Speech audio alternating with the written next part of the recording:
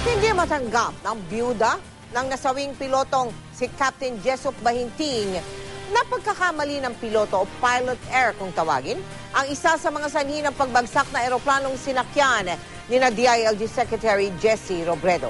Naging madamdamin si Ginang Bahinting habang pinagtatanggol niya ang mga huling galaw sa himpapawid ng kanyang mister.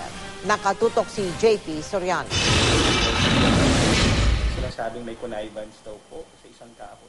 Masama ang loob ni Margie Bahinting, byuda ni Captain Jessup Bahinting, matapos ilabas ang resulta ng investigasyon ng kaap kaugnay ng pagbagsak ng Piper Seneca plane na sinakyan ni DILG Secretary Jessie Robredo.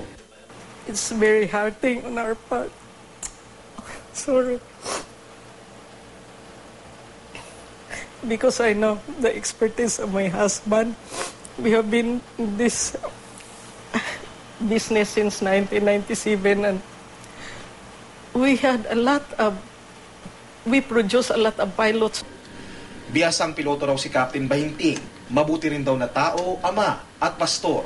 It was wise to have that decision to have an emergency landing in Masbate because that's the nearest place, the nearest airport where he can land is easily. Ipinapaubaya na raw niya ang lahat sa mga nag-iimbestiga pero may mga bagay daw siyang ipinagtataka.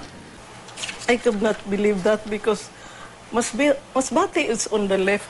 How can he turn the engine to the right when he is approaching Masbate which is on his left? Humuhugot daw siya ng lakas mula sa mga taong naniniwala pa rin sa kanila. The unsavory report does not change what we believe about Pastor Jessup and your family, ma'am. God bless you with wisdom, favor, and much grace. Nangangamba naman ang ilang flying school at aviation charter rental company sa Mactan Hangar.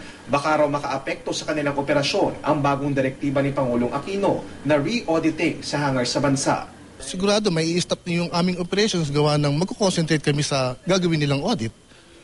Sana naman sundin na lang kung ano yung annual audit. Sa kabila ng hinanakit, nagpapasalamat at buo pa rin daw ang respeto ni Mrs. Bahinting kay Pangulong Aquino. Naniniwala raw siya na ang nangyari sa kanyang asawa ay kagustuhan ng Diyos. Isa raw siya sa mga umaasa na ang pangyayaring ito ay magdudulot ng tunay na pagbabago sa industriya ng mga eroplano.